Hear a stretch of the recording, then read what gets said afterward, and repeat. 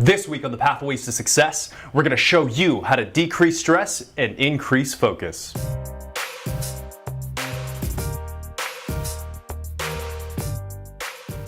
What's happening, everyone, and welcome back to the Pathways to Success. Today in the podcast, I have Angela Wagner on the show. And Angela is an entrepreneur, a life and wellness coach, a certified yoga instructor, a podcaster, and of course, the founder of YogaSport Dallas. So Angela, welcome to the podcast. Thanks for having me. This is great. Absolutely. And shout out to Keon Hervey, who created this introduction, founder of 40 Magazine. Thank you, Keon. And so today's topic is really going to be about how to create less stress in your life and also how to create more focus. And that's why I'm super excited to have Angela on the podcast and walk us through just really how she helps people get better at this, whether it's through mindfulness exercises, yoga, and anything else she can bring to the table. Is that cool? Absolutely. Awesome. So I guess, Angela, before we jump into the topic, tell us a little bit more about yourself. How did you get into this and become an expert in this field? It's crazy.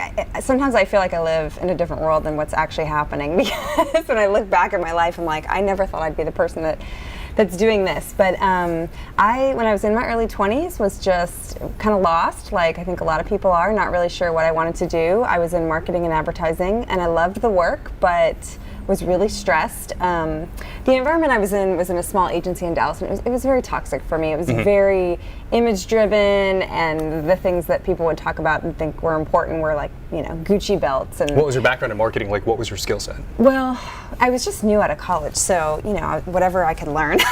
Yeah. So I just marketed. I started with the Princeton Review. I don't know if you've ever heard of them. They do test prep like SAT and MCAT and all the all the standardized tests. So it was kind of neat because it was a smaller office, and I got to do kind of everything. A lot of different things, right? Yeah, learned how to do that. And then at the agency, I mainly worked with restaurants, which was cool. It was cool and hip, and but I don't know. At the end of the day, I just never felt fulfilled, and I felt like I was working for something that wasn't that important in life. Okay. Although I do love good food, I will say. So I would teach fitness classes on the side, and I got my personal training certification and got into yoga, and that's just where I was passionate about. Every day that I'd leave the agency and go teach, I just felt like I was really making a difference. How many years ago was this? Oh gosh, 15 plus. 15 plus. So what was that transition like of hey, I'm going to leave my safe and secure job and then go pursue this new passion business of mine? Yeah, well, it wasn't like that. Oh, it wasn't? Okay. Well, I wanted to do I thought I was going to stay in marketing, and I knew I wanted to leave the agency, so I was looking for other jobs, and then the universe was just like, I got laid off. So we lost our account that I was hired to work on, and then that was it. It was like, okay, well, we don't really have a job for you anymore, and it was like the biggest blessing in disguise. So so I couldn't really find another job that fit in the marketing world, so I started to just try to do teaching and training and all that stuff full time, which I don't recommend. It's exhausting. So I did that for about a year and a half, and then I just became broke enough that I had to go do something else. Out of necessity. That's the start of all great entrepreneurship. So that's awesome. Okay, great. And that's how it all started. Yeah, and then honestly, I was in the gym a lot. I worked at 8 different gyms and different places teaching and training, and I loved it. I loved working with my clients, but I missed that working with my brain in the other way. I missed the business side of things. And I thought, gosh, what could I do? Because I wanted to do both. And so my dad was like, why don't you open your own studio? Okay. And there so let me ask you this, because you're also a life coach as well, right? And I know one of the things that I've struggled with in the past is how do I know what I'm really passionate about? How do I know what it is I truly want to build a business around? How did you know fitness was the thing for you and not anything else that you had interest in? I really didn't know. I think it was just being in that space of following where the joy was at that time, and really listening to what feeds me. And for me, helping people is huge. When I go home and I feel like I've helped someone, I get fired up, I'm excited, I want to do better things for myself, for my family. So I think when you kind of feel, whatever you're doing, whether it's your hobby or your job, just start to follow those things that really feed you in that way. So for me, that, it became yoga. It was fitness, and then it was like every time I would take a yoga class or every time I would teach yoga class, there's just something about it. And I think for me, I'm very stressed naturally. Like I always joke that I wake up kind of negative and like kind of have to fight the day. Yeah. So I think I really relate to my clients. I'm not the like enlightened yogi that's, I mean, my maiden name is Barisi. I'm Italian, so I've got some spunk and some fire in me. Yeah, you just ask my family.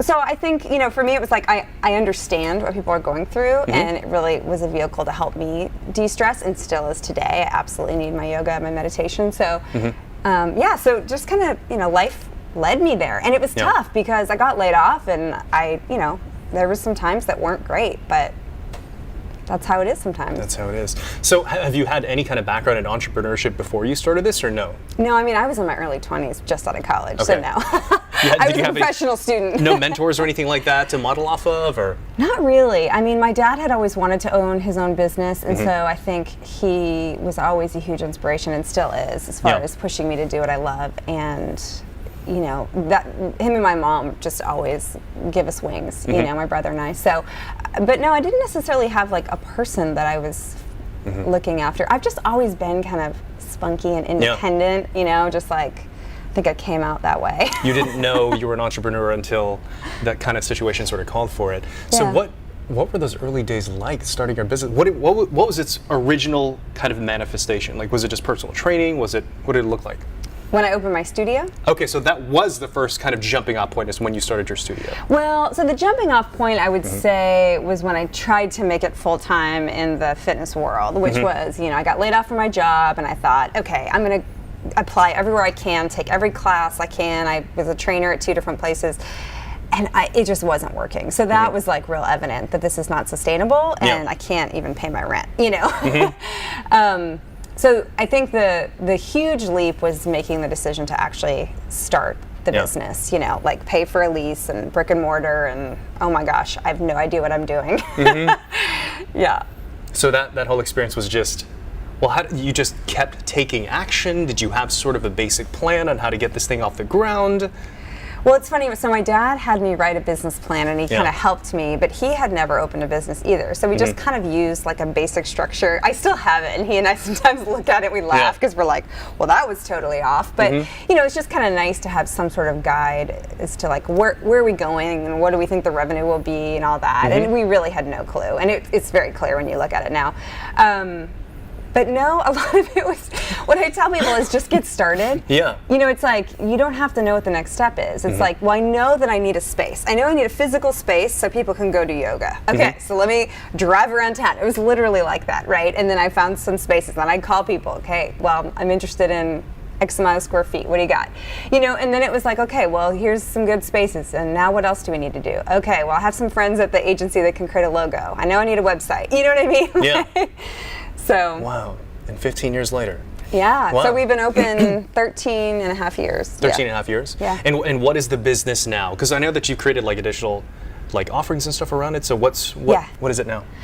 So the studio is still kind of a mom and pop shop on Lemon Avenue. Everyone is like, you have never moved in 13 years? I'm like, no. I mean, I'm very like, once I get rooted, it's just, I love it. So we haven't, we just have the same space, and we've remodeled it, but it's just awesome.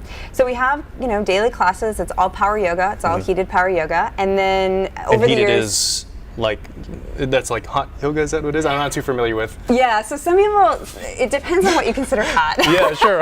Okay. So some people think, most people walk in and say this is hot. It's about 90 degrees. Okay. But Bikram yoga, which I shouldn't say air quotes, Bikram yoga is what most people think of as hot yoga, which is 105. But it is hot power yoga, but it's a lot less hot than 105. So gotcha. In Texas, it's no big deal, I mean, it's like 100 out right now, so we're good. But so then over the years, created teacher trainings, and that's one of my favorite things. And then I started creating kind of more coaching-based transformational programs, and I didn't really know that that's what I was doing. But there's so much deep work that my teacher, Baron Baptiste, has taught me, and that's in the style of yoga that you can't really do while you're moving on a yoga mat, right? You can touch on some things, but you can't really get deep into people's transformation. So we started doing some of those programs, which were huge. And then I got my life coaching certification, I think in 2010, and I just started creating my own content of stuff to help people out. And then that's kind of where my business is morphing to now, which is Angela Wagner Coaching, and that's creating online programs so that I can work with people that, anywhere, and they don't necessarily have to be yogis. Gotcha. Is that what Spark is? Or is that something different? Spark was the first program I created, and I created it for the yoga studio, and I loved it. It was so great, and people had such great results from it. I mean, I had people that moved to San Francisco, quit their jobs, started their own companies just because of the work they did, which was so cool. So I made it an online program for people. And now I'm working on another online program, and just kind of always in creation. Wow. So. Awesome. Yeah. All right, well, let's kind of jump into that then. So something that's universal amongst the corporate world and especially amongst entrepreneurs is stress. So where do you start with that? Oh, quit your job. No. It's that easy. Where do I start with stress? Well, I mean, the first thing I would say is, where does your stress come from? For me, kind of like I mentioned to you earlier, I set a lot of goals, and sometimes I'm just not focused in my approach sometimes, so it feels like I'm expending a lot of output, but not really moving the needle. So for me, it has to do with my time and my progress towards my goals. Okay, so you feel like a sense of overwhelm and not knowing where to go? Or? Yes, sometimes I feel like I'm doing a lot of action that's never been I've always had a great work ethic, but sometimes I feel like is this what I'm supposed to be doing versus this? And I think it's clarity sometimes. And if I don't have clarity, that creates stress within me. Oh, for sure. Yeah. I'm glad you mentioned clarity. That's actually the first thing I work with anyone, no matter why they're working with me, is I help them get clear. And there's a lot of ways to do that. But I will say that I think 99% of the people that I know, personally and professionally, say they're overwhelmed. Right. So it's kind of just something that is rampant in our society, and I think that's just something that we need to take control of. So most of that, if not all of that, actually comes from our mind, right? We know it doesn't mean that we're not actually busy, right? It doesn't mean that we couldn't use more time in the day. All of those things are true, right? So there's definitely some things you can work with as far as prioritizing and all that. But what I usually start people with is either meditation, or I even like a concentration exercise. Okay. That's my favorite one to start with for a couple reasons. One, people are scared of meditation generally, and they think, oh my gosh, I can't do that. Why are people scared of meditation? Because a lot of people don't like to sit still. Okay. And I get it. I'm in that camp. It's very uncomfortable, right? It'll bring up all the thoughts and the doubts and the fears, and and also just kind of a general sense of wanting to move and all that stuff. We're not used to being still unless we're in front of a TV or unless we're in front of a phone or a device, right? Which isn't really still, right? It's not still for our mind at all. So it's like anything. You're uncomfortable when you start something new, right? It's like, what is this? I don't know. I don't like the feeling. I think there's still a little bit of a stigma also. Although it's becoming more mainstream, some people are like, meditation's a little woo-woo for me. What would you say to people who think that way? Yeah, no, totally. And I mean, I've kind of battled that with the yoga world too. And again, that's become more mainstream. But I just tell people it's a mental exercise. Just think of going to the gym, and it's going to the gym for your brain. And we know now that so many people are suffering from Alzheimer's and all kinds of things. And the literature and the research is still fairly new because our devices are so new. But it's really looking like, as they do more studies, that the effects of being on devices all the time, not having to use our brains in the same way. For instance, when you were a kid, did you know all your friends' phone numbers? No. Oh, you didn't? Oh, wait, no, when I was a kid. Yeah, no, I would memorize. Well, I only had a few friends, so yes, I guess I did.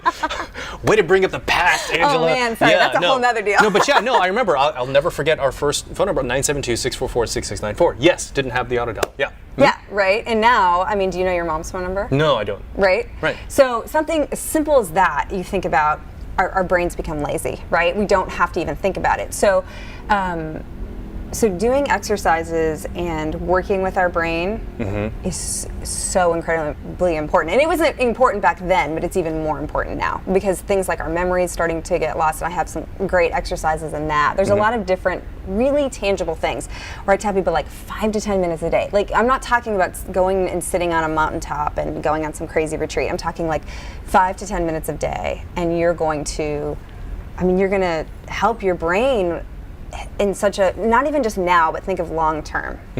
You know, so I don't know. I mean, for me, I'm like, okay, that's kind of cool. Yeah. You know. So what would you consider to be kind of like the single most common like factor in creating stress in people today, would you say?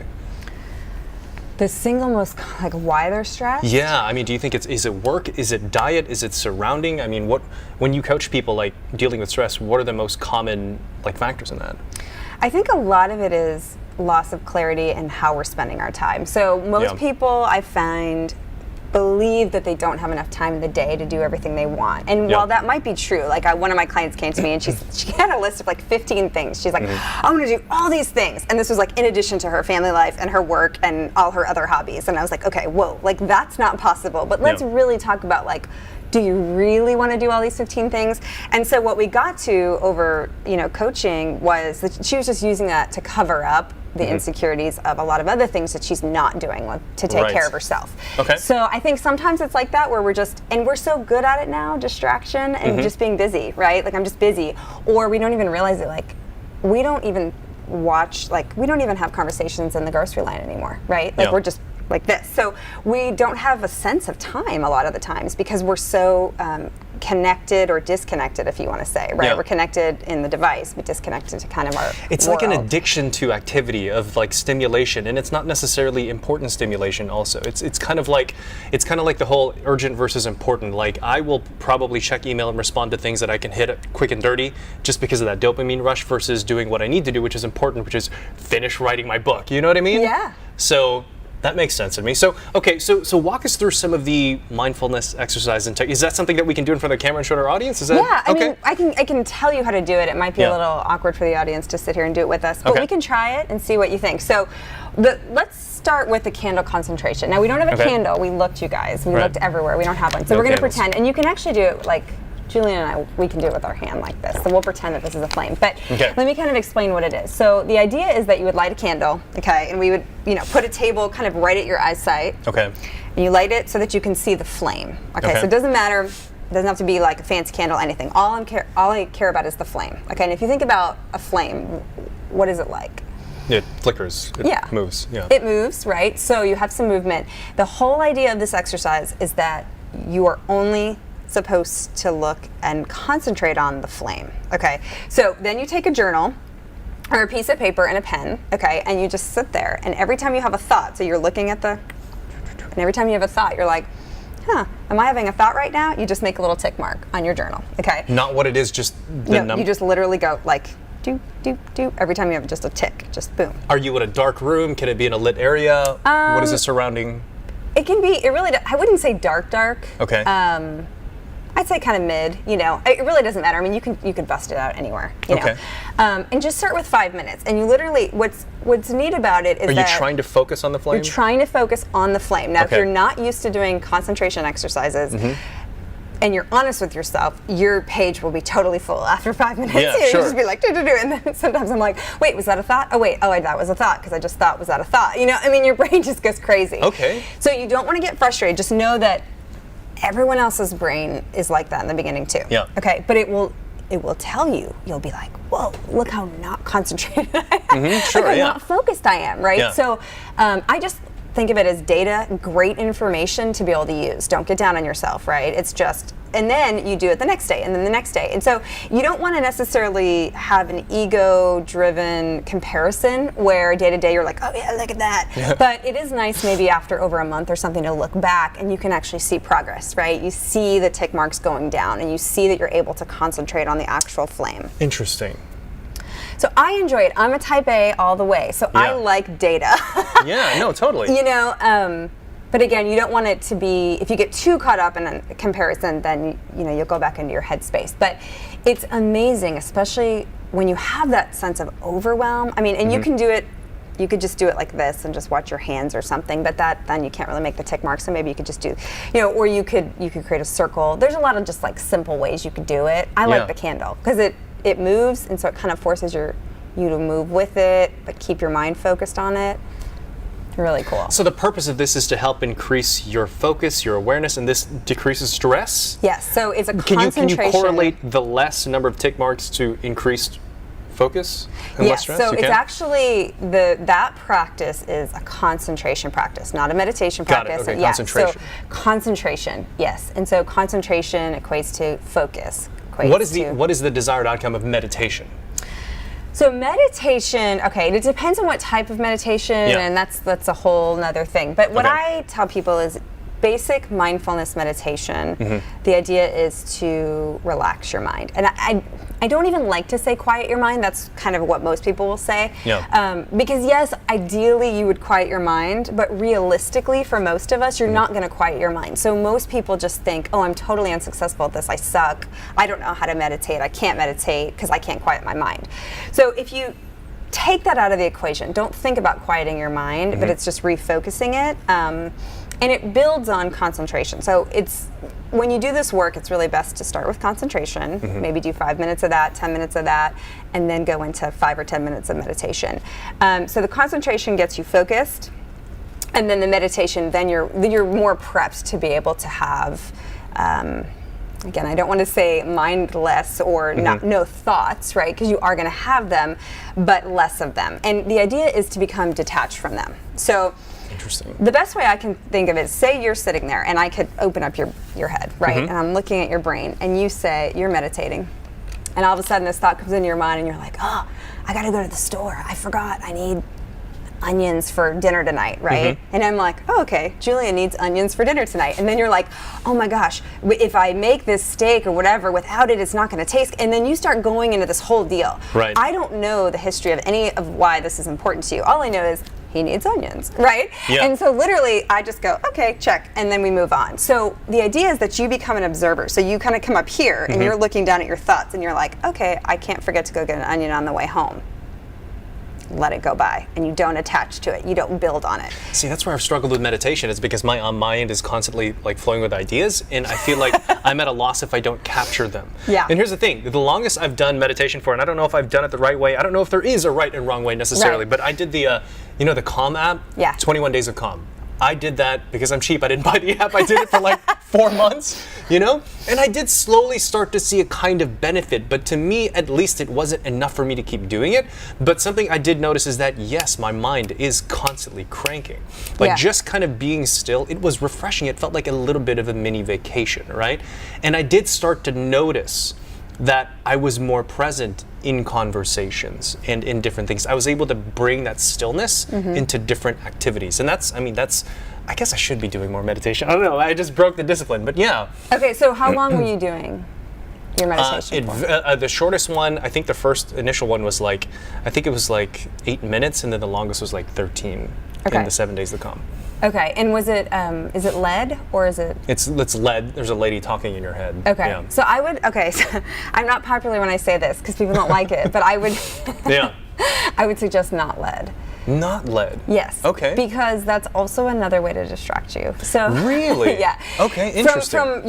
From your own mind controlling your thoughts. So the idea is that you eventually get to and I'm not saying that lead meditation is bad. I think it's fine to start with. I think it's like putting training wheels on. So that's like a rookie thing to do. But I think if you want to get to a point where it is worth for you to pay an app or not pay an app or sit every day for 15 minutes or whatever it is, but for you to make it a daily practice, you need to experience what the result is when you do it with your own thoughts. Okay. Yes, because still this woman or man or whoever is still helping you come back to wherever you are. And that's a good thing at first. It can be, but then it can also become a crutch. It's like are you really able to have those thoughts and then detach from them? Interesting. So I haven't really tried to meditate without that. Walk me through kind of a basic meditation by yourself. What is it? I mean, because essentially it really is just you breathing, focusing on the breath, trying to return to yourself whenever a thought creeps up, and trying to be sort of just unattached to your thoughts. Yeah, I mean, so there's a lot of different techniques, and I have a lot of fun ones that I like, but in the beginning I tell people just to do a simple breath or a simple counting meditation. So what it would look like is you would... Can you just walk us through real quick? Okay. So join us, everybody. Okay, so you'd sit cross-legged, and a lot of people think you have to have like this perfect posture, and you know, in yoga, yeah, we really encourage that spine. This ain't working too well for me. Take your shoes off. I'll take my shoes off. But you can do this like on a couch, right? Isn't this great? Or in your bed, or don't do bed because then it makes you want to sleep. Okay. I love Insight Timer. They have a free version, and it just has like a cool bell. Like, I should have stretched more. Okay, all right. Okay, we'll do some yoga. Okay, and then you know, again, you don't have to do all these yogi type things. You can just, the idea is to keep your hands open in some way, so they say ready to receive, but just it's more open, right, than if you're here. Right. Right. So shoulders back, chest lifted, good posture. Close your eyes. Okay. Okay. And then just start to take some deep breaths in and out through your nose. Breathe in through my nose and out through my nose? Actually, that's yoga. Let's not do that. Okay, so breathe in. Okay. And take an exhale. And then just breathe naturally. Okay, so for meditation, you really don't want to force any kind of breath, just whatever feels good. Okay. And then let's do, okay, I think you might connect more with a counting meditation, okay, because it does give your mind something to focus on, okay? Okay. So as you breathe in, you just breathe in, and as you breathe out, just think 1. And then inhale, 2. Inhale, 3. Inhale, 4. So you would keep doing that, and so there's a couple ways to do it, but on this one, if you start to think, you can go back to 1, which can be helpful for some people. For people like me, it's very frustrating because I can only get to like 3. Without having a thought. Okay, yeah. So that's one, or another one is just to breathe, and then think of, okay, like I'm in your brain, and I don't know why I picked onions. I'm not even a big onion fan, but apparently you really need onions. Yeah, right? Gotcha. All right. Okay, so think of your thought, right? So think of your thought. Isn't that funny? Okay. You're the observer. So some people will say, like, there's a river and there's a log, and so there's your thought. I need to go to the store and buy an onion, and you just watch it go down the river. Okay, so you just have this visual of the thought going away, and then you don't attach to it. And the more charged or emotional the thought is, so say it's something, obviously not like buying an onion, but something about someone you love or whatever, and it pulls on your heartstrings, the more likely you're going to just keep going down that rabbit hole of thoughts, right? You're going to keep building on the story. Yeah. So it's about just bringing yourself back. I like to think of little puppies when we're training them, right? They're all over the place, right? Yeah. But you're not like yelling at the puppy like, damn it, get back here, right? You're just like, okay, let's come back. Yeah. Right? And so that's what you want to think of, is you're just nurturing your mind to come back here. Come back to this moment. And you can also just physically feel your body, like feel your hips on the ground and your legs opening and the breath, right? Feeling that. So all of those sensations where when you're at the grocery store or you're, waiting for a friend, instead of being on your phone, we're not connected to any of that, right? Yeah. We're not in our bodies in that same way. So you'll start to notice a difference. I promise you will. It might be a couple weeks before you do, but take away the training wheels. So you think it'll be more effective though? I'll try it. I will do it. Will. Yeah. Okay. I guarantee it. Yeah, and I think you might, after, how long did you do, 4 months? I did about 4 months, yeah. I think you could up your game to 15 minutes. 15 minutes? Mm-hmm. Okay. Yeah. Cool. For sure. And just like anything, I always tell people, yes, it's uncomfortable, but you're not going to go into, I don't know. What's something that you've done that's kind of new for you that was uncomfortable? Something that was new for me that was uncomfortable recently in the past year? Well, I guess like speaking has been a thing. Although it's like the thing that I love to do the most, it's still to this day not the most comfortable thing for me. Yeah, so you walk in and what do you feel? Anxiety. Yeah. Yeah. But see, that also shows you that it's important, right? It's important to you, because if you didn't have that fear and anxiety, then you wouldn't care. Yeah, exactly. So it's like you need to have that, So, but meditation and concentration can really help us kind of deal with those situations in life where it helps you channel your thoughts and your energy in a really positive way versus, because I have a business coach that says if you don't have fear or anxiety, then you don't care enough, and it's not the thing you want to do. Now, you don't want to just have fear, then you're not ready, right? Yeah. But this can help you in those situations too, but also just in daily life, when you start to feel like, oh my gosh, I'm so overwhelmed. And the reaction for like what you described tends to be, I just need to do more. I need to do more to get all this stuff done.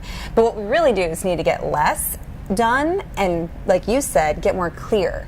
So yes, you might have, you're like, oh, I have this great thought, I want to write it down. Just be with it. 5, 10, 15 minutes later, anything that's important will come back to you. Okay. I promise you, because what it does. That takes a lot of faith. I know. I know. Wait a minute, this idea can make me $1 million. But Angela told me not to write it down. Damn you! No. But here's the thing: as soon as you're done, you can have a journal, like across the room. Just don't put it within reach. And you're Type A, you know exactly what I'm talking about. Okay, trust me. And I'm not saying that any of this is easy, and I'm not saying that every day I don't fight myself trying to do it. It is. Yeah. I feel like a different person when I do it. When I do it. My husband's like, I think we need to start meditating again. Like, he gets it. Got it. Okay. Cool. So we talked about what do you call that? The fire one, the flame?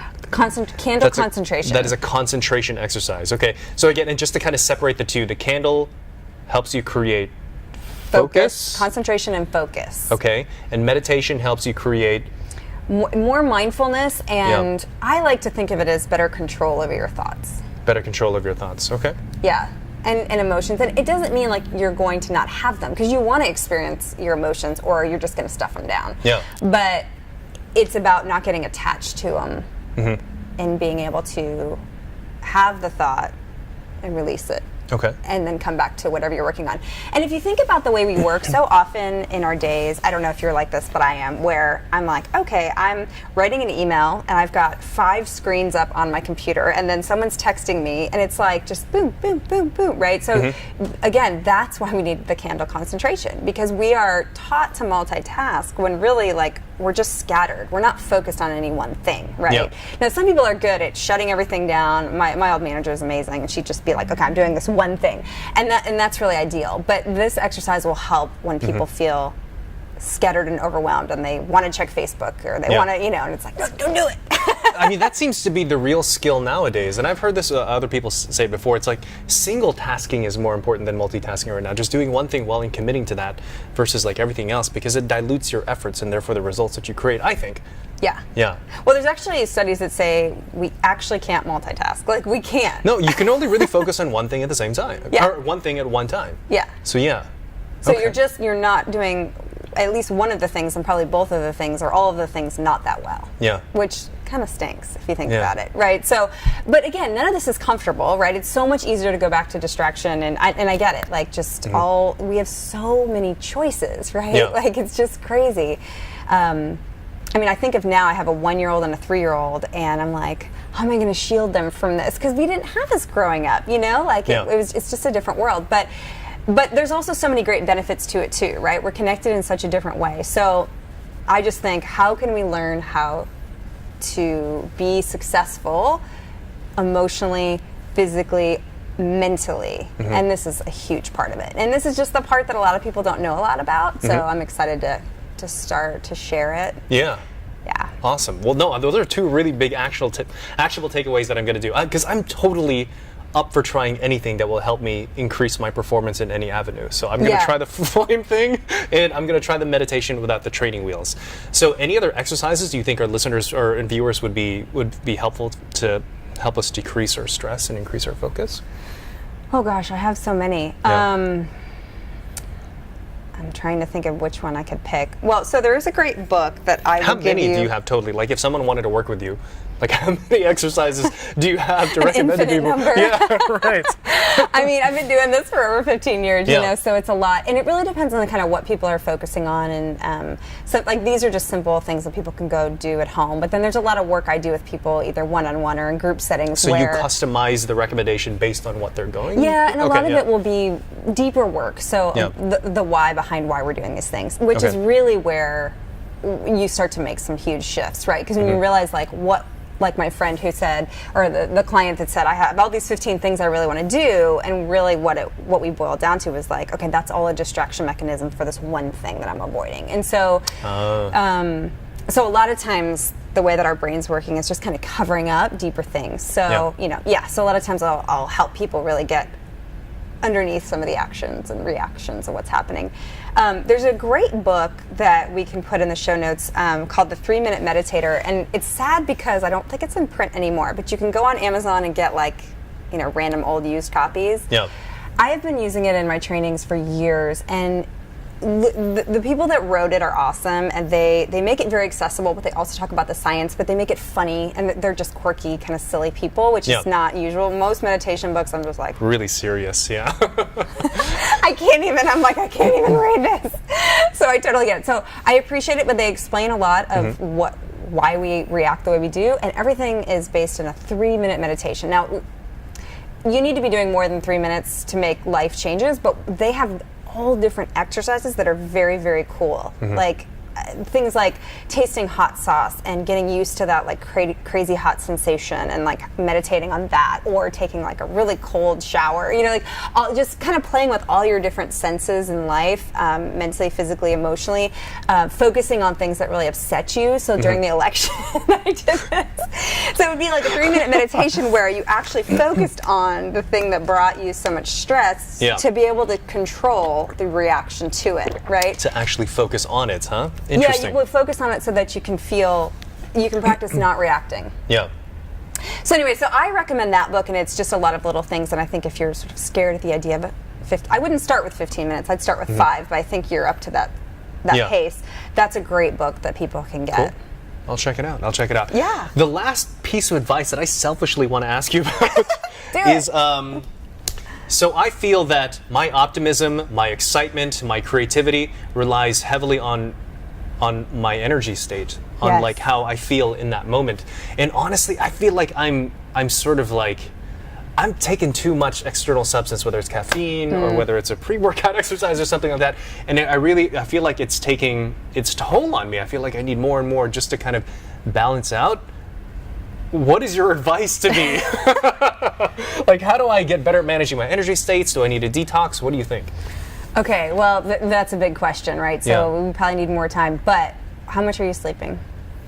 I sleep about a good 6-7 hours a day. I usually sleep at about, I'm bad at math, okay? But I usually go to bed about 10:30 and wake up about 4:30 or 5 o'clock. How many hours is that? You go to bed at 10:30? 10:30, 11 o'clock. I'm usually in bed consistently, and I get up every morning about between 4:30 and 5 o'clock.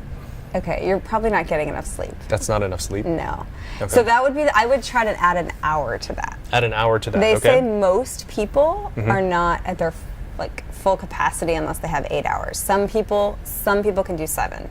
You might be okay with 7. I don't know how much caffeine you take. Okay.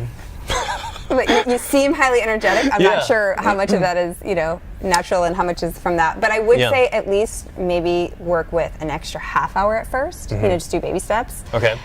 Literally, that is like the number one thing that will change anybody's life. It's unbelievable. Don't even get me started. That's a whole other podcast. Have you experienced a before and after? Oh, yeah. Yeah? Yes, Okay. and even just day to day. Yeah? I have kids, okay? I hear you. So let me ask you this, like, how should you feel when you wake up? Because, like, I'll be honest with you, gosh, this is like a confessional for me right now. But I almost don't remember what it feels like to wake up in the morning without a substance, without a cup of coffee. Yeah. Like, do you feel energetic? Like, do you drink coffee or do you do any caffeine or anything? I never used to before kids. I'm telling you, I blame everything on my children. Okay, but my stomach doesn't do well with coffee. Yeah. So I've been pulling back on it. Okay. Tea. Do you do tea? I mean, I will have green tea throughout the day as well. And it's like me being, I'm going to be healthy and not drink coffee. I'm going to have a green tea. But it's still caffeine, Yeah, it's still caffeine. It's better, though. It's definitely better for you. Like this. Yeah, okay. Have you done a detox? No. Okay, so how much sugar do you eat? Oh, I don't. I'm very careful about my sugar. Yeah, Okay. I don't eat any kind of like processed sugar at all.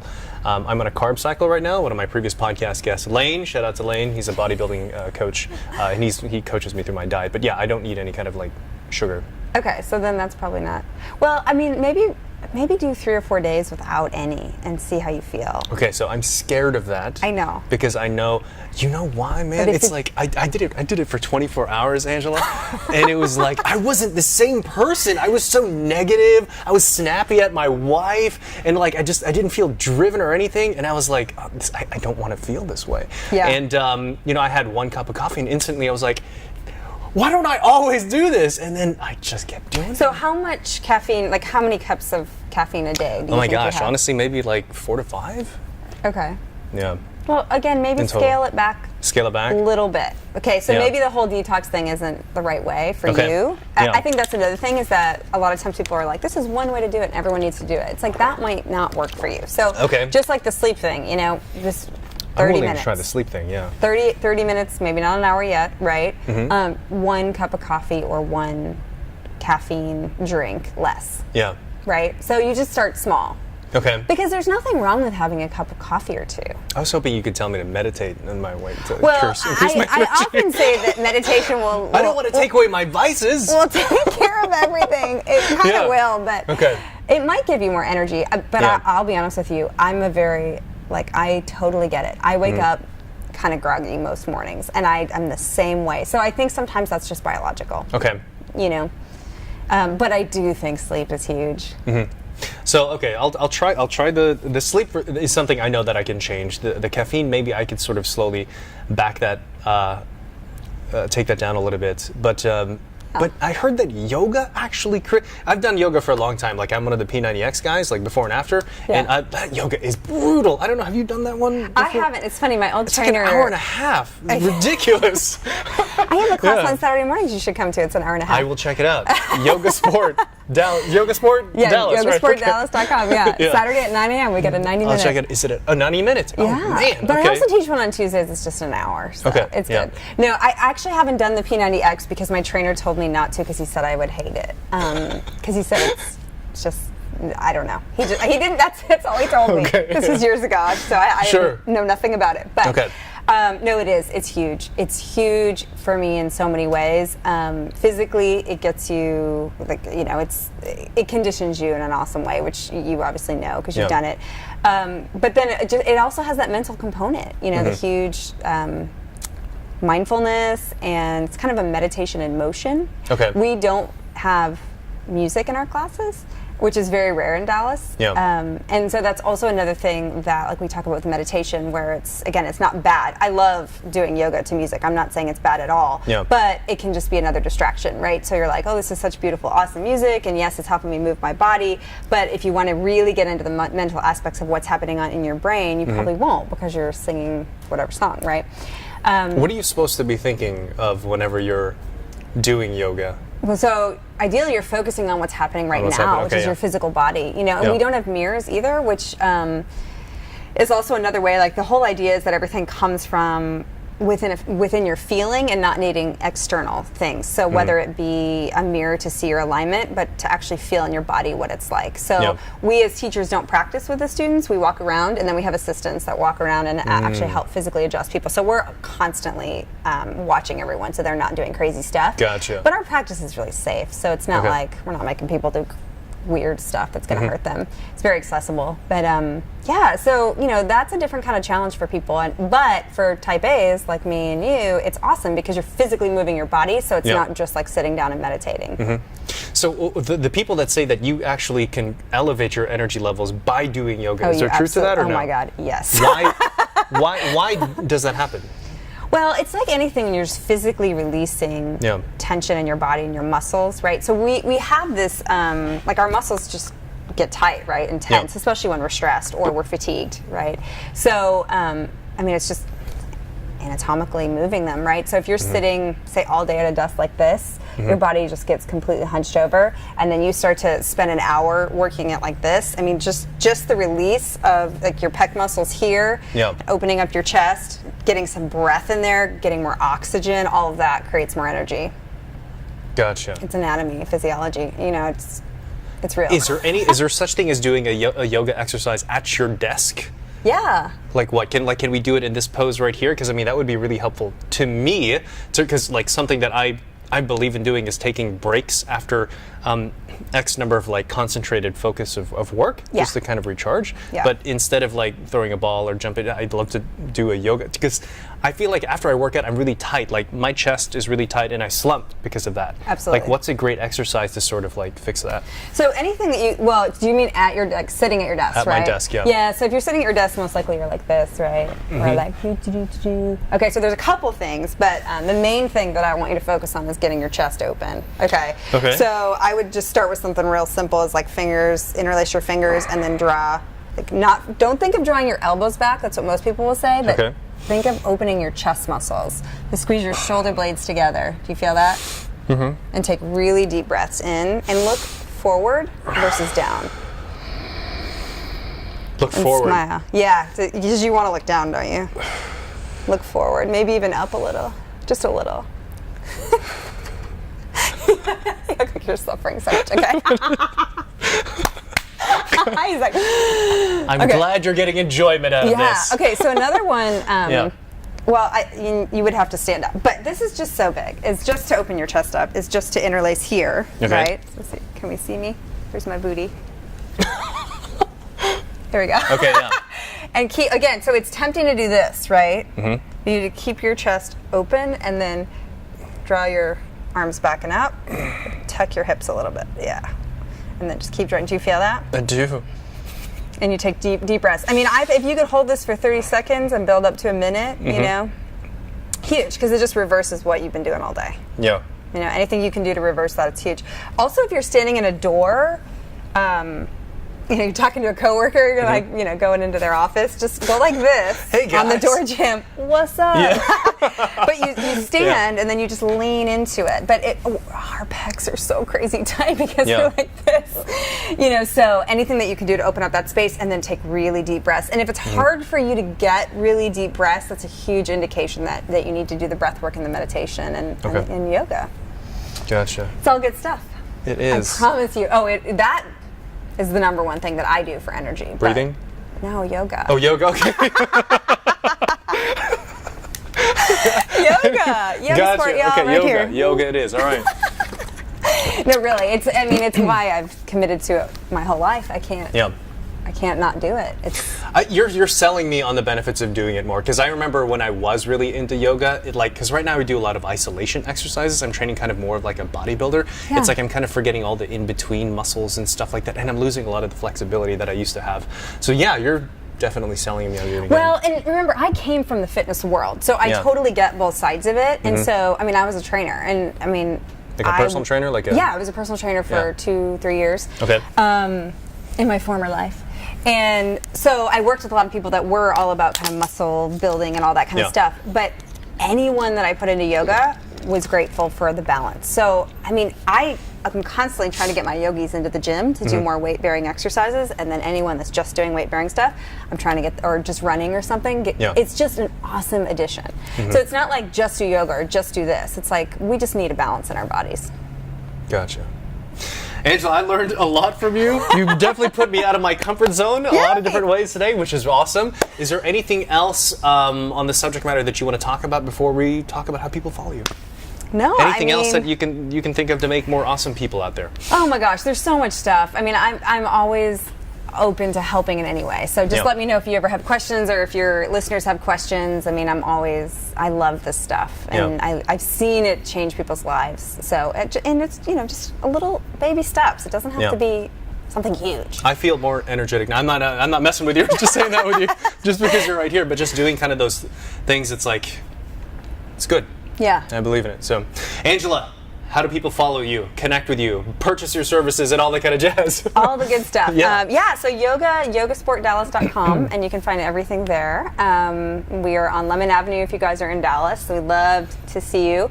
And then all of my coaching stuff is AngelaWagnerCoaching.com, and we have a free 7-day challenge, which actually starts, like you had said, clarity. So it's all about decluttering and cleaning out your physical space. So that's the first thing I do with my clients before I get into what's actually happening in their mind. So it's kind of fun. It's an easy thing that you can do. But and I have a podcast too. It's called Spark Inspire Your Life. Oh yeah, I should have said. So what do people get from listening to your podcast? So it's really, it's like a culmination of everything that we've talked about. We don't talk about yoga as much, although it's referenced a lot here and there, but it really depends. And right now my co-host just had a baby, so I have guests on, so I have a lot of different guests of all. It's really been neat. Just, I'm sure it's like what you do is just get to meet all different kinds of people. But we talk about daily things that you can do to inspire, get more energy, like all the different, a lot of the stuff that we talked about today is covered in one or many podcasts. So. Awesome. Yeah. Love it. Angela, thank you so much for being on the show. Thanks for having me. Really enjoyed it. This was great. So everyone, thanks for tuning in to another episode of The Pathways to Success. Make sure to subscribe to the podcast, share this out with everyone you know. Make sure to connect with Angela. We'll have all of her information in the show notes, and we'll see you next week on the next episode of The Pathways to Success.